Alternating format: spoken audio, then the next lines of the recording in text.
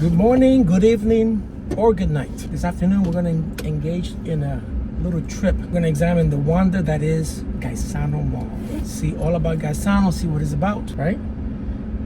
Why people love it, why people hate it. And this is where the fun begins, guys. We're about to leave the subdivision to go out into the wilderness. There's no rules out here. You just drive.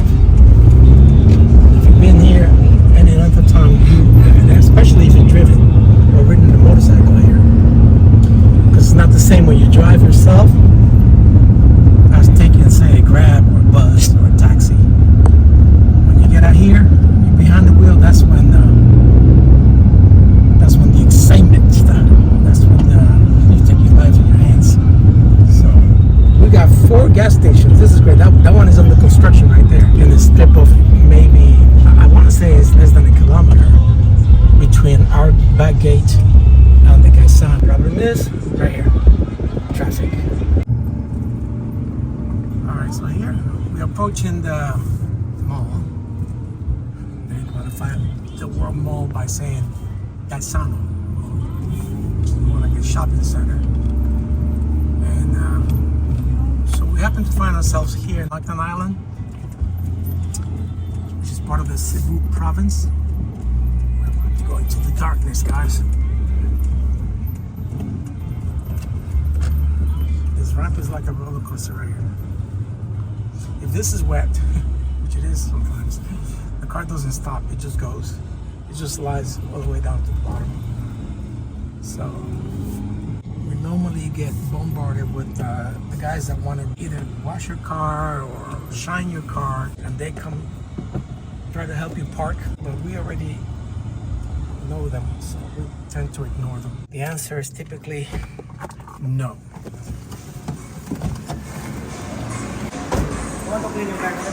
No, thank you. And this is the fancy entrance to the mall. Look at this. I know it's nothing special, but I just wanted you guys to experience the thrill, deal with the daily life. We got some eateries here. It's a popular bakery here. Say hello. Yeah, what's up? We had a handmade store, which is mini warehouse called Silk Like Piano. This is actually the front of the shopping center. Again, we're in Lapu-Lapu. There's some Chowking. Jollibee.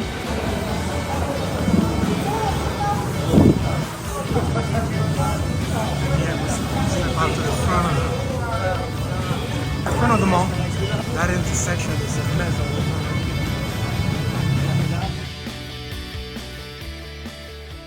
What, you think Sophia would like that? Yeah, I guess. Oh, that's where they are, hair clips? Okay, cool.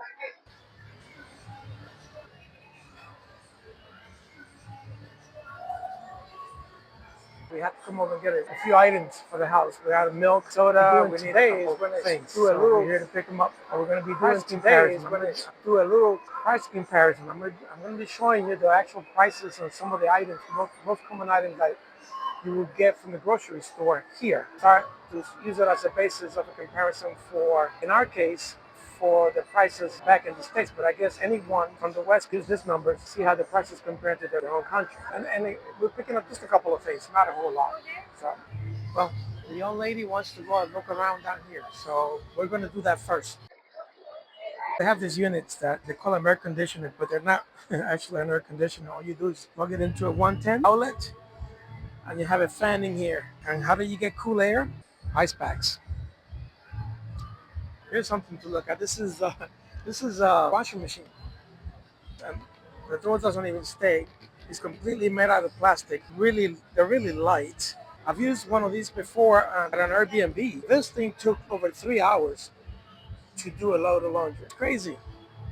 We just had to leave and go do what we had to do and come back and get the clothes out of the machine because it just took so long. Okay, so here's the real deal. This is a real air conditioner, metal.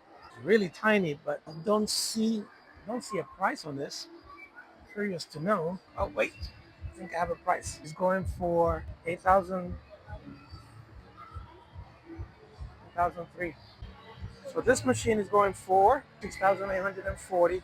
This one seems to be a little smaller. It's going for 4,495.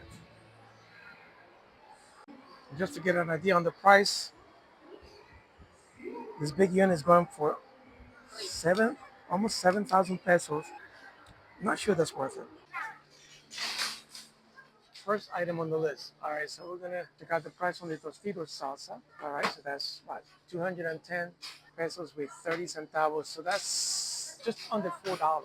I'm not sure what the price is in the States, but I thought it was about the same price. The sprinkles, I mean, they have the price they have, but this, number one, this cans sometimes are filled up to here, right? That's one thing. But then the flavor is not great. So we've gotten them before. I don't recommend them. Here's the common item: gardenia white bread, a wheat variety down there. The wheat, of course, tends to be a little bit more expensive. This Ichiban, I think, is Korean brand.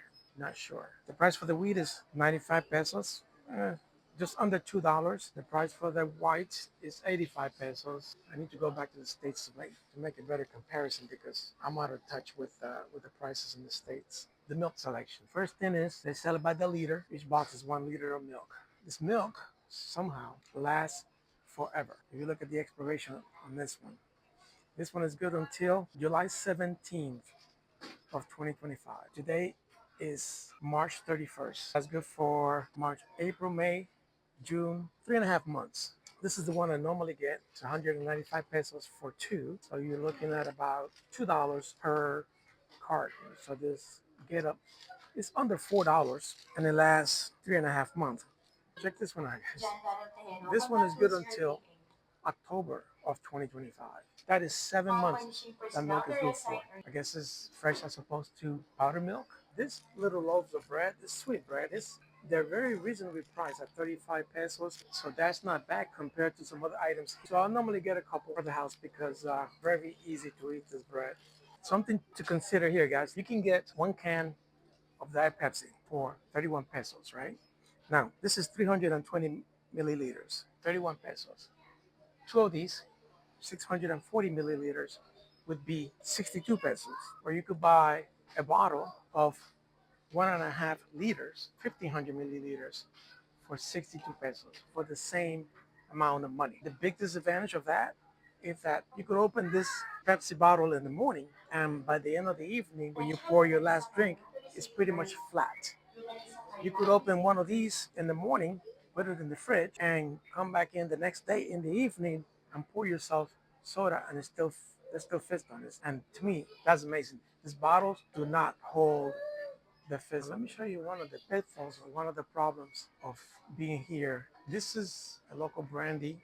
It's light brandy. It's not 40% alcohol. It's not a 80. This is actually, I'm going to show you in a second. This one is 26.5 alcohol per volume. But that little bottle right here is 137 pesos. This is just over $2 for that bottle. That is cheap. It is. And that is good to an extent. But you can see how some expats could get in trouble because the alcohol is so cheap. This extra smooth whiskey, and the player is also a local brand. This one is 51 proof. Again, it's not full alcohol, but it's 99 pesos. We're talking about $1.80 for a bottle of whiskey. That is dirt cheap, guys. Now, the great equalizer when it comes to the alcohol is when you get into the name brands or items that are not local to the Philippines. For instance, if you come over here, bottle of Jameson. Now, we're getting into a real market here. This is 70, almost 1,800 pesos. Here you have 900 pesos for the Johnny Walker. So more realistic prices, but they're still relatively cheap. Let's get a traditional item here.